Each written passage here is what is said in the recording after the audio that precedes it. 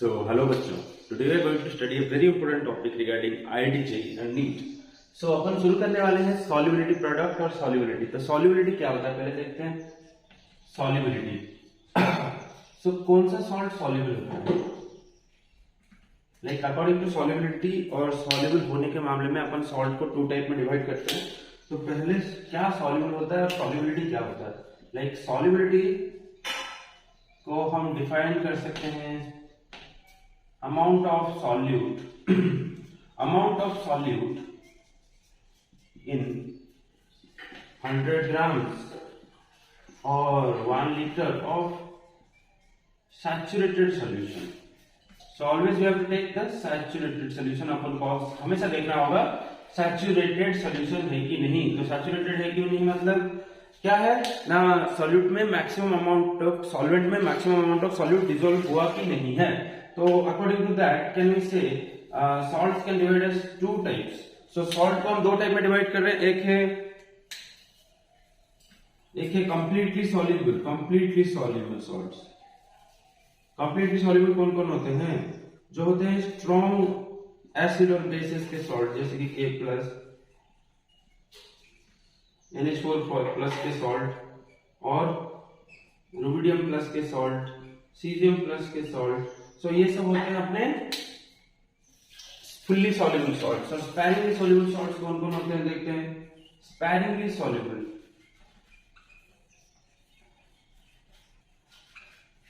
Sparingly soluble का मतलब क्या होता है पहले वो डिस्कस करते हैं. स्पैरिंगली सॉल्युबल सॉल्ट का मतलब होता है जो सॉल्ट बहुत ही कम अमाउंट में डिसोसिएट करेगा. Like a weak electrolyte. Upon weak electrolyte के बारे में डिस्कस कर चुके हैं. तो लाइक ए वीक इलेक्ट्रोलाइट जो सॉल्ट बहुत ही कम अमाउंट में डिसोसिएट करेगा, जैसे कि AgCl, AgBr, AgI and all, PbSO4, BaSO4, ऐसे करके बहुत सारे सॉल्ट होते हैं जो कि बहुत ही कम अमाउंट में डिसोसिएट करते हैं. और यहाँ पर अपन देख सकते हैं सॉल्युबल सॉल्ट्स में ऑल नाइट्रेट्स का आएगा. All nitrates. So you know N3O-, all nitrates, जितने भी मेटल नाइट्रेट्स से सारे हाईली सॉल्युबल सॉल्ट्स में आएंगे. तो उन लोगों का हमेशा जो डिग्री ऑफ डिसोसिएशन और अल्फा होगा या फिर कंप्लीशन ऑफ रिएक्शन हमेशा 1 होगा. और यहाँ पर हम स्पैरिंगली सॉल्युबल सॉल्ट की कैटेगरी में देखना चाहेंगे. तो यहाँ पर अपना जो परसेंटेज कंप्लीशन और ये अल्फा वैल्यू बहुत ही कम होगा. तो अपन क्लियर करते हैं और देखते हैं कैसे क्या रिलेशन रहता है अपने सॉल्युबिलिटी प्रोडक्ट में और सॉल्युबिलिटी में. कैसे हम सॉल्युबिलिटी को डिफाइन कर सकते हैं, सॉल्युबिलिटी प्रोडक्ट को डिफाइन कर सकते हैं. तो सॉल्युबिलिटी प्रोडक्ट को डिफाइन करने से पहले अपन देखते हैं कि एक सिंपल रिएक्शन AB सॉलिड में है.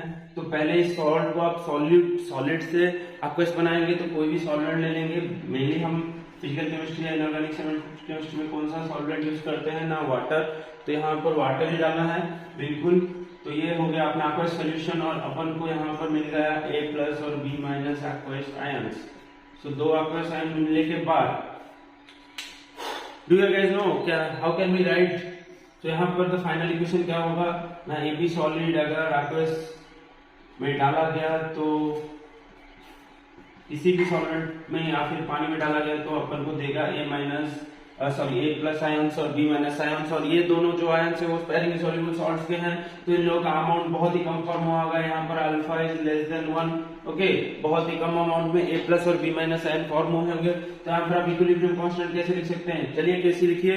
तो कैसे हो गया क्या, A+ aqueous. Okay, aqueous salt के लिए है तो इसको हम कंसीडर करेंगे. A+ का कॉन्सेंट्रेशन, B- का कॉन्सेंट्रेशन डिवाइडेड बाई AB का कॉन्सेंट्रेशन. और आपको पता है कि इक्विलिब्रियम कांस्टेंट लिखते टाइम कोई भी अगर सॉलिड कंपोनेंट आए तो उसको अपन 1 ले लेंगे. तो 1 ले लीजिए. तो KSP का वैल्यू कितना होगा ना, A+ का कॉन्सेंट्रेशन इंटू B- का कॉन्सेंट्रेशन. तो आपने AB को 1 ले लिया और KSP का वैल्यू आ गया A+ का कॉन्सेंट्रेशन इंटू B- का कॉन्सेंट्रेशन. तो यही से आगे बढ़ा जाए तो हमें पता चल गया KSP का वैल्यू. और ये जो concentration of A and B है, ये जो concentration of A and B है, A+ एंड B-, तो इन लोगों को लिया जाता है एट इक्विलिब्रियम. देखिए पहले लेने का कोई मतलब ही नहीं है, ये ऐसे ही स्पैरिंगली सॉल्युबल सॉल्ट है। तो अगर रिएक्शन इक्विलिब्रियम में पहुंच गया मतलब उसके बाद और अमाउंट ऑफ A+ और B- फॉर्म होने वाले नहीं है, वही इनका मैक्सिमम कॉन्सेंट्रेशन है और उसी को अपन लेते हैं KSP। और KSP की प्रॉपर्टीज में आप क्या देखेंगे, it is constant, it is constant, it is a constant. तो ये किसके ऊपर डिपेंड करता है, ये डिपेंड करता है टेम्परेचर चेंज के ऊपर। अगर आप टेम्परेचर चेंज कर देते हैं तभी जाके KSP वैरी करेगा, otherwise it is a constant at constant temperature. अगर कांस्टेंट टेम्परेचर में देखें तो ये हमेशा के लिए कांस्टेंट रहेगा, बट आप अगर टेम्परेचर वैरी करते हैं जैसे कि अपना K value KW KP KC K सब वैरी करते थे, तभी ऐसे भी KSP भी वैरी करेगा उसी टेम्परेचर चेंज की वजह से। तो अभी देखते हैं relation between solubility and solubility product, जो कि बहुत ही इंपॉर्टेंट कॉन्सेप्ट है और इसके ऊपर बहुत सारे क्वेश्चन आए हैं। तो देखते हैं अपना रिलेशन क्या है सॉल्युबिलिटी और सॉल्युबिलिटी प्रोडक्ट के बीच। तो लगा देते हैं हेडिंग रिलेशन। तो पहले हम बोल सकते हैं कि type different type of salt है कोऑर्डिनेशन को लेकर, 1:1 सॉल्ट जो कि सिंपल AB सॉल्ट, और ये डिसोसिएट करेगा AB goes gives rise to A+B-, तो यहाँ पर क्या होगा ना, KSP का वैल्यू आप क्या लिख सकते हो, KSP का वैल्यू लिख सकते हो concentration of A+ into B-। Virus solubility के अकॉर्डिंग आप क्या लिख सकते हो, ये अगर पहले इनिशियली होगा सम अमाउंट और यहाँ पर होगा 0,0, देन ये अगर इस अमाउंट सॉल्युबल है और ये भी इस अमाउंट सॉल्युबल है, तो यहाँ पर ये A+ का कॉन्सेंट्रेशन आ जाएगा S और B- का कॉन्सेंट्रेशन आ जाएगा BS। तो अपन स्मॉल s लेते हैं सॉल्युबिलिटी दिखाने के लिए, तो यहाँ पर KSP का वैल्यू क्या हो जाएगा S into S which is S²। तो सिमिलरली अगर टाइप 2 में जाएं which is 1:2 AB2 type salt. यहाँ पर देखिए बहुत इंपॉर्टेंट कॉन्सेप्ट है, AB2 टाइप ऑफ सॉल्ट में क्या होता है ना, डिसोसिएट होने के बाद A+ और 2B- बनता है, और ये जो 2B- बनता है यहाँ पर अपन KSP कैसे निकालेंगे, देखिए ये अगर डिसोसिएट करा ये बनेगा S, बट ये 2B जो डिसोसिएट करा ये कैसे बनेगा 2S, और यहाँ पर KSP का वैल्यू जब आप लोग देखने जाएंगे तो यहाँ पर ये बनेगा A+ एंड B- का होल स्क्वायर, राइट, A+ का कॉन्सेंट्रेशन इंटू B- का कॉन्सेंट्रेशन का होल स्क्वायर, यहाँ पर S इंटू 2S का होल स्क्वायर, अतः अपना KSP बन गया 4S², KSP का वैल्यू आ गया 4S²। ओके, सो ऐसे करके अपन निकालते हैं स्पैरिंगली सॉल्युबल सॉल्ट्स में relation between KSP and solubility product. तो सॉल्युबिलिटी प्रोडक्ट एंड सॉल्युबिलिटी के बीच एक रिलेशन होता है, तो हमको कुछ नहीं करना है, सिर्फ रिलेशन याद रखना है। रिलेशन याद नहीं भी रखेंगे तो कॉन्सेप्ट पता होगा तो अपन निकाल लेंगे, तो कोई मतलब ये इश्यू नहीं है, बट आपको जानना होगा कि कितने टाइप्स ऑफ सॉल्ट में हम कैसे कैसे निकालते हैं। और ये जो नंबर्स है, क्यूब्स है, 4th पावर है, ये सब थोड़ा कभी कभी एग्जाम के हड़बड़ाहट में अपना गड़बड़ हो जाता है। कैसे गड़बड़ हो जाता है, लाइक आप सोच रहे हो कि आपका टाइप 3 का सॉल्ट है, मतलब ये शायद AB3 का कुछ है। ओके, सो AB3 का है, AB3 का है मतलब यहाँ पर AB3 डिसोसिएट करेगा A+ + 3B- करके कुछ, तो यहाँ पर आपका KSP का वैल्यू क्या आ जाएगा ना, A+ + B- का होल क्यूब, और यहाँ पर देखिए ये होगा S, ये होगा 3S, तो आप वैल्यूज डाल सकते हैं, ये होगा S, ये होगा 3S का होल क्यूब। यहाँ पर आप सिंपली लिख सकते हैं A3B का भी वही होगा। ओके, सो ये कितना हो गया ना, S इंटू 27, 3 का क्यूब 27। तो एग्जाम में यहीं पर हड़बड़ाते हैं बच्चे, अपने पास टाइम कम होता है नीट एग्जाम में, एक क्वेश्चन के लिए 1 मिनट से भी कम, और JEE मेंस में भी हमें 2 मिनट से कम टाइम मिल रहा है। लाइक आप पकड़ सकते हो 2 मिनट से थोड़ा ज्यादा, अगर आप फिजिक्स और मैथ्स में क्वेश्चन सेव कर टाइम सेव किए हो, अगर नहीं सेव किए हो तो बहुत कम टाइम मिलेगा। तो हड़बड़ाहट में ये सब निकालने में एग्जाम टाइम में दिक्कत होता है, तो आपको पता रहना चाहिए कि कैसे क्या होता है इस टाइप के सॉल्ट के लिए। और एक टाइप अपन देख सकते हैं यहाँ पर जो है 2:3 सॉल्ट्स। तो टाइप 4 में हेडिंग लगाइए 2:3 सॉल्ट्स। 2:3 मतलब A2 B3 और B2 A3 और A3 B2। ओके, आप लोग ये दोनों टाइप के सॉल्ट्स के देख सकते हैं। यहाँ पर अगर डिसोसिएट किया तो A2 B3 कैसे डिसोसिएट करेगा, 2A+ + 3B-, और यहाँ पर जो अपना सॉल्युबिलिटी आएगा, यहाँ आएगा 2S, ये आएगा 3S। तो अपन KSP कैसे लिखेंगे ना, 2S का होल स्क्वायर, बार बार मैं एक्सप्रेशन नहीं लिख रहा हूँ, यहाँ पर 3S का होल क्यूब। तो देखिए ये हो गया 4, इंटू ये आ गया 27 और ये आ गया s to the power 5 into s to the power 5। So ये उनका वैल्यू आ गया 108 s टू द पावर 5। तो ये है अपना हाईएस्ट केएसपी वैल्यू। इसके बाद भी आप सॉल्ट के टाइप पर लेकर केएसपी का वैल्यू लिख सकते हैं, चेंज कर सकते हैं, कोई बड़ी बात नहीं है। तो अभी अपन एक छोटा सा क्वेश्चन देखते हैं जो कि प्रीवियस ईयर में आया हुआ है। अपन एक छोटा सा क्वेश्चन देखते हैं जो कि प्रीवियस ईयर में आया हुआ है। तो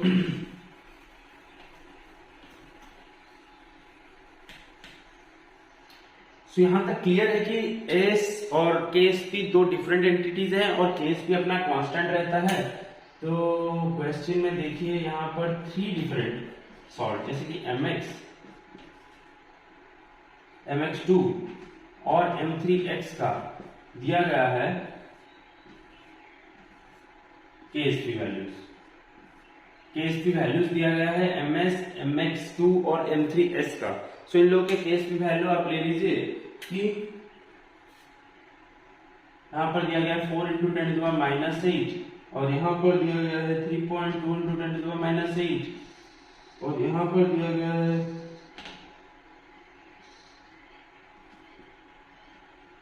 2.7 × 10⁻15। तो आपको डिसाइड करना है कि किसका सॉल्युबिलिटी ज्यादा होगा, किसका सॉल्युबिलिटी कम होगा। तो सॉल्युबिलिटी निकालने के लिए हमें केएसपी और सॉल्युबिलिटी का रिलेशन पता होना चाहिए। तो पहले ही अभी हमने पढ़ लिया, यहाँ पर AB2 टाइप का सॉल्ट है तो ये होगा S² और यहाँ पर MX3 टाइप का सॉल्ट है तो ये होगा 4S³ और ये होगा 27 s टू द पावर 4। तो क्या आप लोग सब निकाल सकते हैं S का वैल्यू इन 3 डिफरेंट केसेस। तो पहला केस पकड़ते हैं, S² हो गया अपना 4 × 10⁻⁸। सो S का वैल्यू पहले केस में आ जाएगा, रूट ओवर डायरेक्टली निकाल लेते हैं। तो 4 का रूट ओवर हो गया 2 और ये -4। सो 2 × -4, ये आप लोगों से तो इतना अपन एक्सपेक्ट कर सकते हैं कि आप कर सकते हैं कैलकुलेशन। सो यहाँ पर 4s³ इज इक्वल टू 3.2 × 10⁻14। तो आप एक काम करिए, यहाँ पर इसको 10⁻15 बना के 32/4 कर दीजिए, जो गया अपना s³ × 10⁻15। ठीक है ना। यहाँ से अपन ने 10⁻1 कॉमन ले लिया तो ये बन गया 32 और यहाँ पर आप डिवाइड करेंगे तो 8 और क्यूब रूट ले लेंगे तो ये हो जाएगा 2√2 × 10⁻5। तो आपको अभी दिख रहा होगा कि ये जो सेकंड का सॉल्युबिलिटी है वो पहले से कम है। और अपन अगर निकालने वाले हैं ये 27 s to the power 4 which is 27 × 10⁻15। So यहाँ पर आप s जरूर निकाल सकते हैं। तो s निकालने के बाद खुद ट्राई कीजिए, s निकालने के बाद s का वैल्यू आएगा 1 × 10⁻4। ओके, सो ये है 1 × 10⁻4, ये है 2 × 10⁻4। क्या मैं ये कैलकुलेशन मिटा सकता हूँ? हाँ सर, बिल्कुल मिटा लीजिए। तो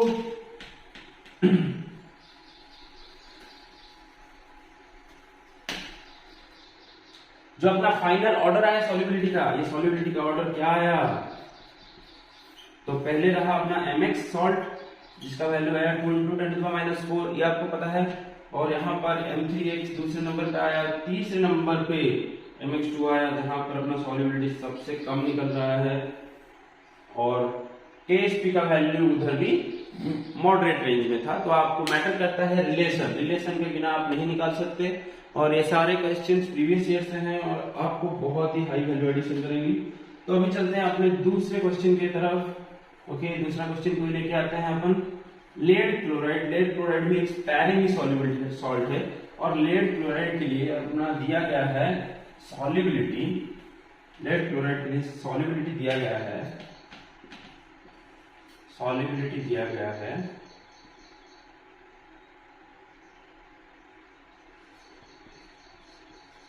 ग्राम्स पर लीटर में।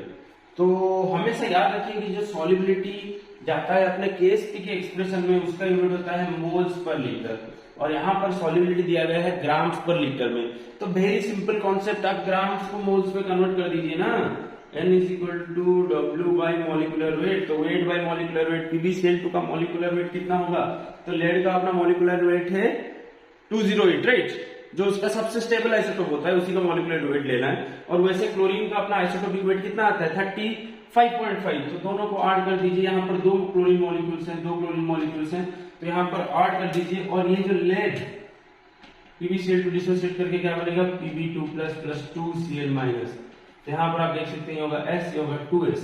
ओके, और अपन यहाँ पर निकाल सकते हैं 0.279 डिवाइडेड बाई वही आ रहा है, मतलब 71 प्लस 208 तो आ रहा है 279। तो यहाँ पर देखिए ये हो गया 10 टू द पावर -3, अपन ने 10 टू द पावर -3 बाहर ले लिया और ये दोनों डिवाइड होके 1 हो गया। तो 1 इंटू 10 टू द पावर -3 आप लिख सकते हैं, जो आया अपना फाइनल सॉल्युबिलिटी। बिकॉज हमें मोल्स ग्राम्स को मोल्स में कन्वर्ट करना है और ऐसे क्वेश्चन जरूर मिलेंगे आपको नीट में और जेई में देखने के लिए। तो यहाँ पर आप फाइनल KSP कैसे निकालोगे, KSP कैसा होगा S इंटू 2S का whole square, right.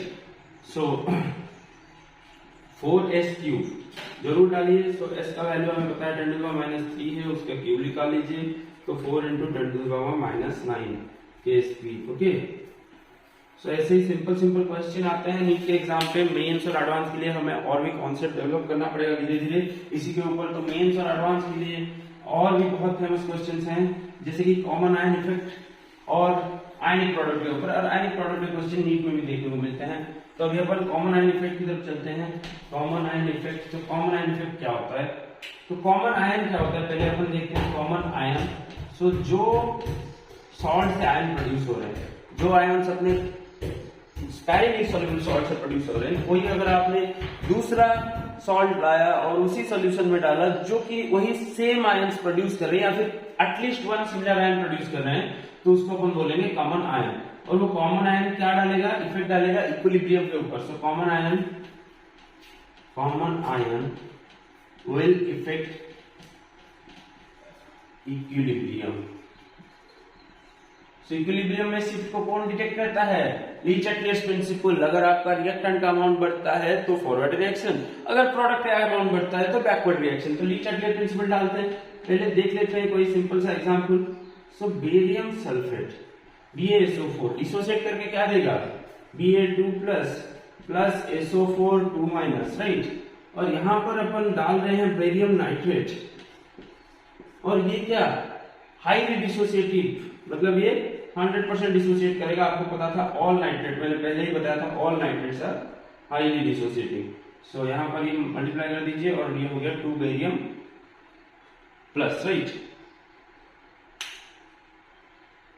Correct. Then यहां पर ये जो बेरियम 2 प्लस है, ये हो गया अपना common ion.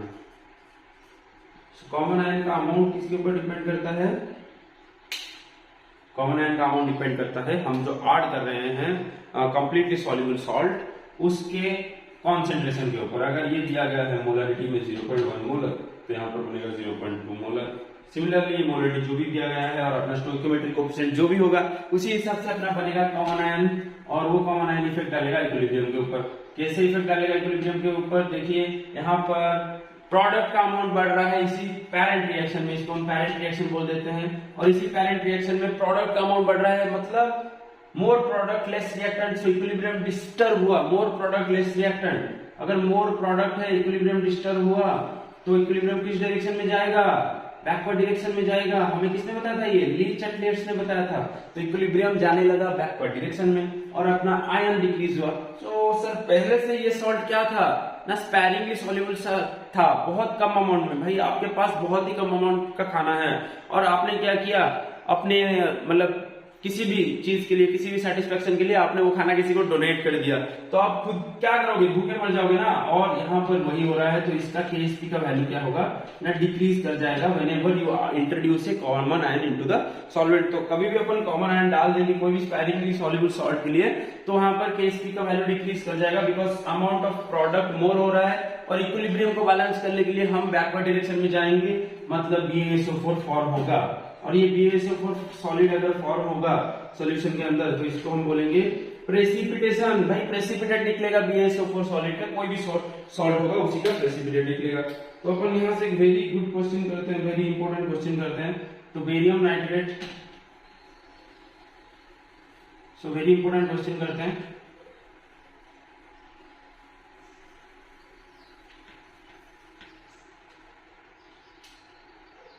So solubility of BaSO4 is given. BaSO4 का सॉल्युबिलिटी गिवन है, जो है KSP के रूप में सॉल्युबिलिटी प्रोडक्ट गिवन है। ओके, 10⁻⁴। तो यहाँ पर आप क्या निकाल सकते हो, सॉल्युबिलिटी जरूर निकाल सकते हो। ये हो जाएगा S² is equal to 10⁻⁴, which is equal to S is equal to 10⁻², right. आपको सॉल्युबिलिटी जरूर मिल जाएगा यहाँ से। और क्या आपको निकालना है, तो देख सकते हैं अपन कॉमन आयन के रूप में इंट्रोड्यूस किया गया है 0.2 मोलर बेरियम नाइट्रेट। ओके, सो बेरियम नाइट्रेट में बेरियम के ऊपर +2 चार्ज, नाइट्रेट के ऊपर -1 चार्ज। सो ये क्या बनता है ना, BaNO3 का होल 2, नॉट द ऑपोजिट। सो ये हो गया अपना बेरियम प्लस और 2NO3 माइनस। तो यहाँ पर कॉन्सेंट्रेशन दिया गया है 0.2 मोलर। सो ये आपको पता है all nitrates are fully dissociating. तो ये अगर पूरा डिसोसिएट करा तो बेरियम का अमाउंट कितना रहेगा, स्टोइकियोमेट्रिक कोएफिशिएंट से मल्टीप्लाई कीजिए, और यहाँ पर स्टोइकियोमेट्रिक कोएफिशिएंट से मल्टीप्लाई करने के बाद बेरियम का अमाउंट आ रहा है 0.2 और यहाँ पर इसका अमाउंट आ रहा है 0.4। सो अगर आप न्यू सॉल्युबिलिटी और एक न्यू सॉल्युबिलिटी जो कि इंट्रोड्यूस करने के बाद आ रहा है, ये अपना नया कॉमन आयन इंट्रोड्यूस करने के बाद जो न्यू सॉल्युबिलिटी आ रहा है उसका अमाउंट हम लिखेंगे S'। तो टोटल KSP कितना होगा ना, 0.2 प्लस S' जो कि अपना एक्चुअल Ba+ का कॉन्सेंट्रेशन है ड्यू टू BaSO4, जो कि अपना टारगेट सॉल्ट है या फिर जो कि अपना स्पेरिंगली सॉल्ट है, जिसके लिए हम KSP लिख पा रहे हैं, बिकॉज फुल्ली सॉल्युबल सॉल्ट के लिए KSP डिफाइंड नहीं है। तो यहाँ पर ये हो गया S' जो कि सल्फर के लिए। तो टोटल KSP का वैल्यू अपन का कांस्टेंट रहता है, आपको पता है 10⁻⁴ कांस्टेंट रहता है KSP का वैल्यू, और यहाँ पर ये डाल दिया आपने। तो सर क्या क्वाड्रेटिक इक्वेशन सॉल्व करना पड़ेगा? तो यही जो ट्रिक है वो मैक्सिमम प्रोफेसर यहाँ पर मिस कर जाते हैं देने के लिए। तो क्या है ना, क्वाड्रेटिक इक्वेशन आप सॉल्व कर सकते हो अगर आप फर्स्ट हो। तो क्वाड्रेटिक इक्वेशन सॉल्व करने की कोई जरूरत नहीं, पहले हमने डिस्कस किया था। ये जो सॉल्ट्स होते हैं, स्पैरिंगली सॉल्युबल सॉल्ट्स होते हैं, वहां पर क्या होता है, अल्फा का वैल्यू बहुत कम होता है, मतलब बहुत ही कम अमाउंट का सॉल्ट प्रोडक्ट रिएक्टर में कन्वर्ट होता है। तो यहाँ पर क्या इग्नोर कर सकते हैं आपके पास 1000 आम है और मैंने उससे एक आम चुरा लिया, तो आप क्या उस चीज को इग्नोर कर सकते हैं? जरूर इग्नोर कर सकते हैं। या फिर मैंने उसमें और एक सड़ा हुआ आम डाल दिया, तो आप उस चीज को इग्नोर कर ही सकते हैं ना। तो यहाँ पर हम S' को इग्नोर कर देते हैं, और ये जो S' इंटू 0.2 है वो आ जाएगा 1/0.2 इस तरफ, और ये आ जाएगा 10⁻⁴। तो यहाँ पर डेसिमल पॉइंट के ऊपर इस 10 को ले गए, तो ये अपना बन जाएगा S' का वैल्यू 5 × 10⁻⁴, जो कि बहुत ही कम है पहले सॉल्युबिलिटी से। सो S is greater than S'। तो आपको यहीं पर पता चल रहा होगा पहले सॉल्युबिलिटी से भी बहुत ही कम अमाउंट का सॉल्युबल है अभी अपना पेरेंट सॉल्ट। तो यहाँ पर इसको हम क्या बोल सकते हैं ना, बैकवर्ड रिएक्शन, प्रेसिपिटेशन फॉर्मेशन, और precipitate of barium sulphate is formed, BaSO4 is formed due to introduction of a another highly soluble common ion having salt. Okay, so यहाँ तक अपने को पूरा क्लियर। अभी हम आते हैं आयनिक प्रोडक्ट के बारे में। सो सर आयनिक प्रोडक्ट और सॉल्युबिलिटी प्रोडक्ट सेम लग रहे हैं। हाँ सेम तो लग रहे हैं, पर नाम अलग है ना, तो उन लोगों का काम भी अलग होगा। तो देखते हैं आयनिक प्रोडक्ट कैसे निकालेंगे। AB सॉल्ट के लिए AB सॉल्ट डिसोसिएट कर रहा है A+B- इन एक्वस सॉल्यूशन। सो यहाँ पर हम KIP निकालने वाले हैं। तो आयनिक प्रोडक्ट निकालने के लिए अपन के पास फॉर्मूला है A+B-। सर वही तो सेम ही है, KSP के वैल्यू के इक्वल। तो यहाँ पर इक्विलिब्रियम कंडीशन अप्लाई नहीं होता, और ये आप निकाल सकते हो KIP एट एनी कॉन्सेंट्रेशन। सो ये सेम नहीं है KSP के साथ, बट ये कभी कभी सिमिलर हो सकता है जब आप इक्विलिब्रियम कॉन्सेंट्रेशन को रीच करोगे। तो KIP है A+ और B- का concentration, but at any concentration means आप इनिशियल कॉन्सेंट्रेशन में भी निकाल सकते हो, एट एनी टाइम T आप निकाल सकते हो। आपको वेट करना नहीं है कि जब इक्विलिब्रियम आएगा तब हम निकालेंगे, ऐसा कोई चीज नहीं है, आप एनी टाइम T पे निकाल सकते हो। तो अभी देखते हैं आयनिक प्रोडक्ट। सो अगर K आयनिक होता है KSP से कम, तो मतलब रिएक्शन अभी इक्विलिब्रियम अटेंड करने को है, मतलब रिएक्शन अटेंड नहीं हुआ है equilibrium. So equilibrium is not attend, equilibrium is not attend. और ये वाले केस से आपने को कुछ ज्यादा लेना देना नहीं है, बिकॉज अभी तक इक्विलिब्रियम अटेंड नहीं हुआ है, और मोर सॉल्ट डिसॉल्व हो सकता है, मतलब ये सॉल्ट सैचुरेटेड नहीं है। आपने KSP और सॉल्युबिलिटी के डेफिनेशन में बोला था कि अपना सॉल्ट सैचुरेटेड होना चाहिए। तो यहाँ पर इक्विलिब्रियम इज नॉट अटेंड और सॉल्ट टू बी सैचुरेटेड, तो सैचुरेट और भी होगा, और भी सैचुरेट होगा अपना सॉल्ट। यहाँ पर KIP is equal to KSP, मतलब सॉल्ट ऑलरेडी सैचुरेटेड हो चुका है, हम इक्विलिब्रियम पॉइंट पे रीच कर चुके हैं, तो इसीलिए KIP को हमने KSP के साथ इक्वल किया। ये केस 1, ये केस 2। अपन अभी केस 3 देखते हैं, ये इक्विलिब्रियम, ओके, आर्ट इक्विलिब्रियम। अभी केस 3 देखते हैं, जहां पर KIP ग्रेटर देन हो जाएगा KSP से। तो ये कौन सा केस है? अभी हम डिस्कस कर रहे थे जब अपना पैरेंट कॉन्सेंट्रेशन से भी ज्यादा कॉन्सेंट्रेशन इंट्रोड्यूस होगा, मतलब एक्सेस सॉल्युबल, मतलब एक्सेसिवली सॉल्युबल तो कुछ नहीं होता, स्पेरिंगली सॉल्युबल सॉल्ट को आप मैक्सिमम सॉल्युबल कर सकते हो इस इक्विलिब्रियम पॉइंट तक। तो वहां से ज्यादा आयनिक प्रोडक्ट को कैसे इंक्रीज किया जाए, तो हमने पहले भी डिस्कस किया था। ये जो A+ है या फिर B- है, किसी भी एक्सटर्नल कॉमन आयन की वजह से आ सकता है। तो ये जो है अपना कॉमन आयन इफेक्ट का केस है, कॉमन आयन इफेक्ट का केस है। और कॉमन आयन इफेक्ट में क्या होता था? प्रेसिपिटेशन होता था, precipitation of the solid, precipitation of the solid और फिर precipitation of the sparingly soluble salt. तो कॉमन आयन इफेक्ट के तीसरे केस तक हम पहुंच गए हैं और यहाँ पर एक छोटा सा एग्जांपल करके आज के लेक्चर को कंक्लूड करते हैं। तो ये जो छोटा सा एग्जांपल है, आपको डिसाइड करना है कि इसमें कौन प्रेसिपिटेट देगा। तो ये मैं तीसरा केस नहीं मिटा रहा हूँ, प्रेसिपिटेशन का केस, जो कि आपको इजी होगा डिसाइड करने के लिए। तो यहाँ पर KIP जो आयनिक प्रोडक्ट है ग्रेटर देन होना चाहिए KSP से। उसी केस में ही अपना solid common ion effect use हो रहा होगा और अपना जो सॉल्ट है वो प्रेसिपिटेशन देगा। तो लिखिए question, which of the following will precipitate CaF2। वहां पर आपको KSP का वैल्यू गिवन है CaF2 का, वो है 1.1 इंटू 10⁻⁻10। सो 10⁻⁻10 के बराबर है KSP का वैल्यू इन CaF2।